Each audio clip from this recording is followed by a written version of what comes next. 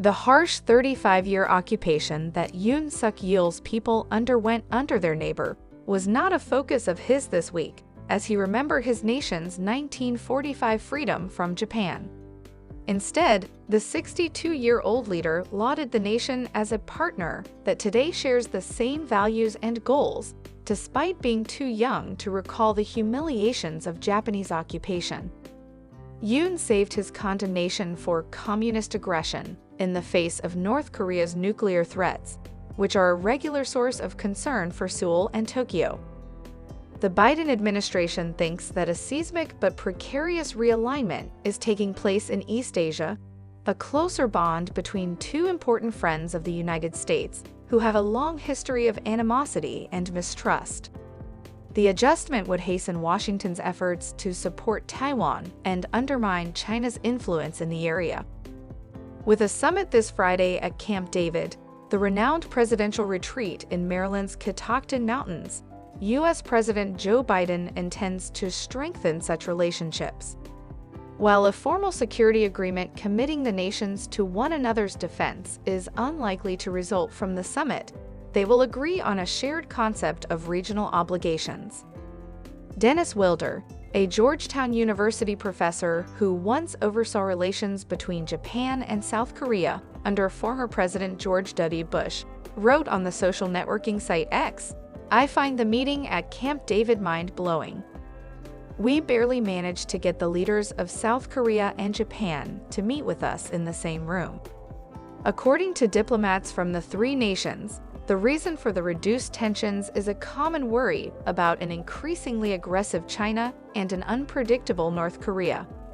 However, they give special praise to Yoon and Kishida's initiative in searching out better ties.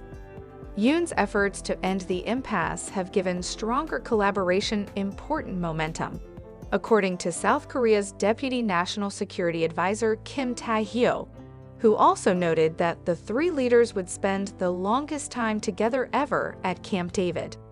It's true that earlier attempts to strengthen ties between South Korea and Japan have failed. A disagreement on Japan's treatment of Koreans during World War II prompted Seoul to renegotiate a military intelligence sharing deal in 2019. Japan imposed limitations on shipments later that year that Korean chip producers needed. This time, there is a danger in depending on the three leaders' initiative. In the nations they lead, around 4 out of 10 voters support Yoon, Kishida, or Biden, and there is little indication that the rapprochement is a top concern for regular people.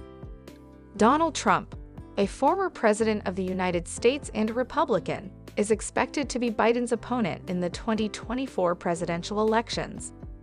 Trump has expressed doubt about whether Washington benefits from its traditional military and economic ties. Biden is an 80-year-old Democrat running for another 4-year term. The White House intends to make the advancements between South Korea and Japan difficult to reverse, in part by routinely cooperating in military drills, ballistic missile defense, the economy, and scientific and technology research. The White House is cognizant of the election clock.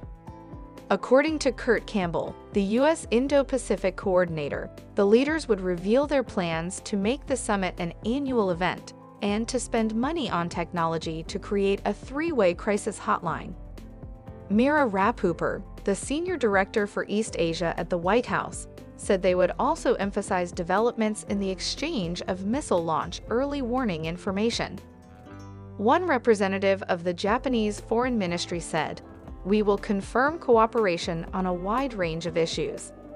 Yoon commended cooperation with the Japanese on the same day that Kishida allegedly sent offerings to the Yasukuni Shrine, honoring some convicted World War II war criminals, infuriating South Koreans. China criticized the action, using the opportunity to humiliate Tokyo before the Camp David conference. Beijing now has another such chance because to Japan's determination to soon dump treated radioactive water from the tsunami-damaged Fukushima nuclear power facility into the ocean.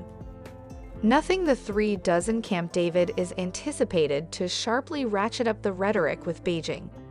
Each nation wants to avoid offending Beijing, but China feels Washington is attempting to isolate and militarily encircle it.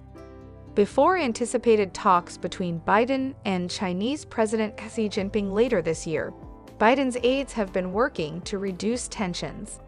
Meanwhile, North Korea has slammed the three countries' expanding military ties, accusing them of being a risky precursor to the establishment of an Asian version of NATO.